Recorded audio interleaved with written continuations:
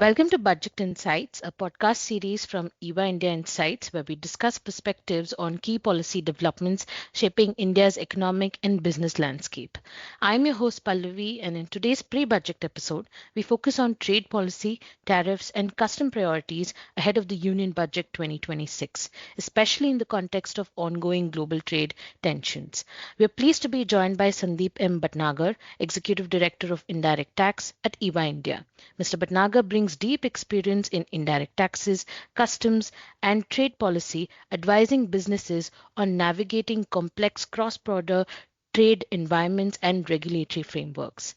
In this episode, Mr. Bhatnagar shares his perspectives on how the Union Budget 2026 can help insulate India's growth amid the global tariff actions, the role of strategic tariff policy in supporting domestic manufacturing, the importance of trade facilitation and custom simplification to manage the external headwinds.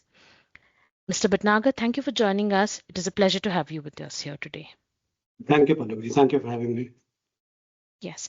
To begin with, Mr. Bhatnagar, with the global trade tensions and tariff actions continuing, how can Union Budget 2026 help insulate India's growth while remaining aligned with its global trade commitments?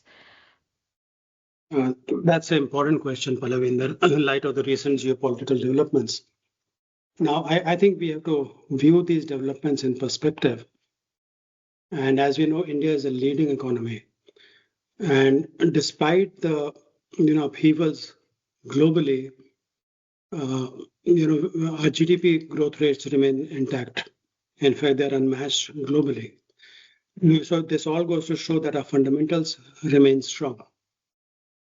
And because of this fundamental strength, I strongly believe that we will overcome the present adverse developments. It is only a matter of time. In fact, some relief may be around the corner as the trade deal with the US appears to be closer to fructifying. Having said that, there is no doubt that the present tariff actions have impacted India in a big way, because US is the top export market, and the impact have been sweeping such that no export segment has been sort of sheltered from that impact. So the impact is seen across all major sectors, whether it be pharma, textiles, gems and jewelry, to name a few. The positive is that the government has already stepped in to support industry. It's initiated new programs such as the Export Promotion Mission, which is focused on MSMEs and labor-intensive sectors with a significant budget outlay.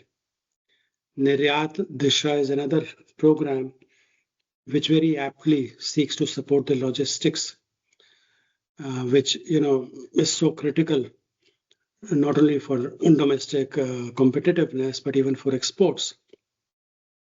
I expect Budget 2026 to continue on the reform path, of course, with renewed focus on incentivizing investment and enhancing productivity. Infrastructure, as I just mentioned, is a key area, and not only for domestic growth, but even for exports. Couple that with skill development. These are the two parameters which will majorly make industry competitive. So I expect the government to focus on both these critical aspects. Admittedly, despite all what has been done so far, the manufacturing employment is sluggish. So that's one area I think which will again get some focus in the budget, as it rightly should, because you boost manufacturing employment, that in turn influences disposable income, which of course in turn supports consumption demand. So I would expect some move by the government to boost private investment, which is somewhat lagging behind. And if that is done, then that private investment should supplement public expenditure, and that would be very welcome. Government has always focused. Yeah, as I was saying, government has always focused on ease of living. So that's another area which will involve both the center and the states. And of course, you know, any response to the global environment would be incomplete unless we focus on technology and AI. In short, I'm of the view that the best way to insulate our economy from global shocks is to strengthen it further. And that can be done only by creating a more conducive environment for investment, productivity, and employment. So I essentially see the budget focusing on measures to fix the identified domestic constraints. Uh, India recognizes that despite these present global shocks, especially the tariffs, global interdependence is a reality that will always exist, and we must be ready to take advantage. So I would just sum up by saying that the need of the hour is for Budget 2026 to send a message of positivity to Indian industry and consumers and thereby boost domestic sentiment. Adding to the previous question, do you also expect the budget to use tariff policy more strategically to support domestic manufacturing without triggering the retaliatory risks? I see going back in time, we have seen the results of both tariff and licensing protections, which was extended to the domestic industry for a long, long time. We've also seen the government policy of controlling the commanding heights of the economy through public sector enterprises. I don't think we should, unlearn these lessons and shift focus from the present reform path. Admittedly, protectionism is on the high, but my take is that's more, increasingly being manifested more in terms of immigration policies rather than through tariffs. By and large, the US actions are an exception to this. And of course, India has always been and continues to remain a firm believer in rule bound cross border trade.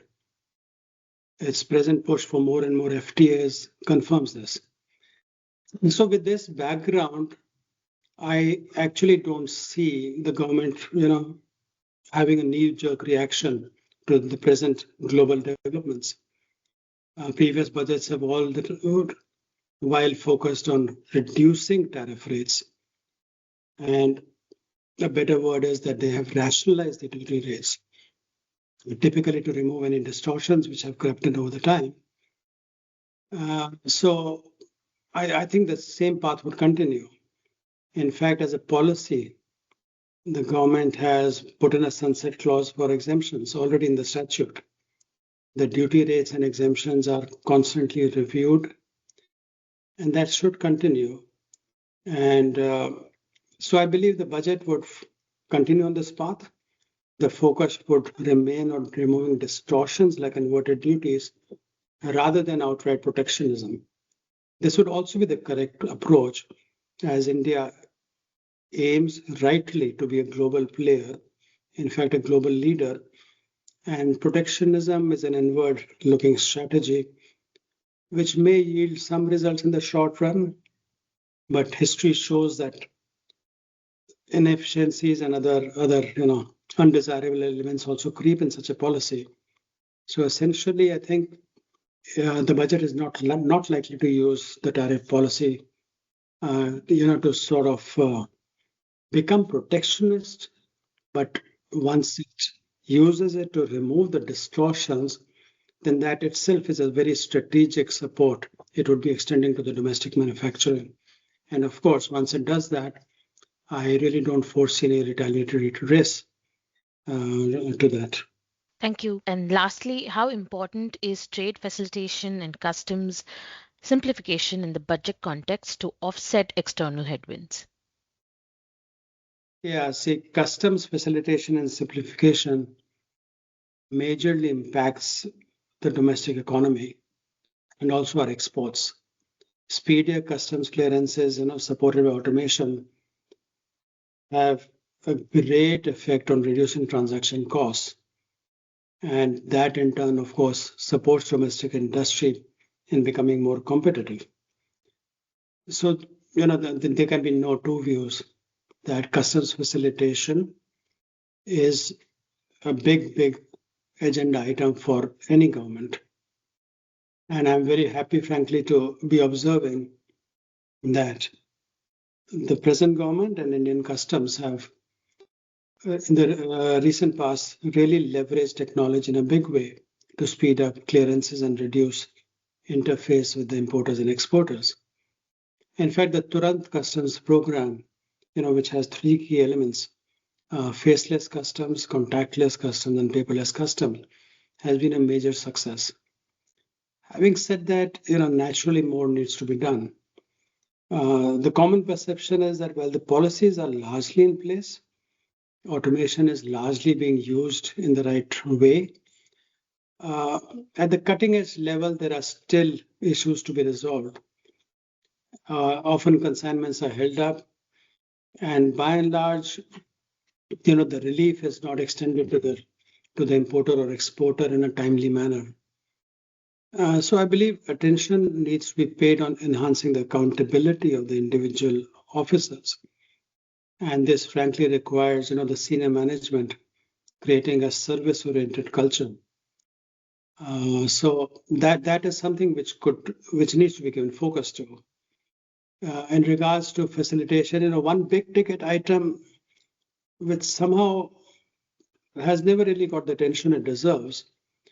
Maybe one reason for that is that it requires an innovative mindset and a very bold decision. And this matter concerns departmental handling of adjudication and appeals. I'm sure the listeners are aware that once a demand or a show cause notice is issued to the industry, then its adjudication is done by the departmental officers. So the same revenue officer who has investigated the case is supposed to adjudge it fairly. The first appeal is also handled by the departmental officers. So while numerous measures have been taken in the past to make this exercise of adjudication and handling appeals revenue neutral and more judicious, but frankly, the perception and the reality is that there is still significant revenue bias in this decision making. So this is one area I think which government needs to look into closely, because I think we need to find an innovative solution. And in my view, the best way forward is to dispense with the present system and go in for arbitration. Now, while saying this, I'm fully aware that this is something so novel and new that it requires a change in mindset. But I think if examined carefully and closely, it has its advantages. It would free the government officials or the customs officials, to focus on revenue mobilization and customs facilitation. And on the other hand, it would really boost industry's confidence and trust in the mechanism. The present government is known for taking bold decisions, and I hope that this is one area they would look at. Just to give another example, where some good thing could be done is DTA sales by SEZs. Now, this is an industry demand; it's not a new demand, but somehow this has not really got the attention I think it deserves. And one reason for that is that when one looks at this demand, and the demand is essentially to apply the best FTA rate on DTA sales, or to shift to a mechanism whereby the import duty paid is equal to the duty foregone on the imports, which initially took place, which is what, frankly, the export-oriented units do when they clear goods into the DTA or the domestic market. They pay back the duty foregone or which was not paid at the time of imports. In the case of SEZs, it's another mechanism, which is that they pay the duty on the finished goods as if these are imported goods fresh. So obviously, that impacts the competitiveness of the SEZ units. So by and large, these demands have been looked at but not really fructified. And one reason is the law.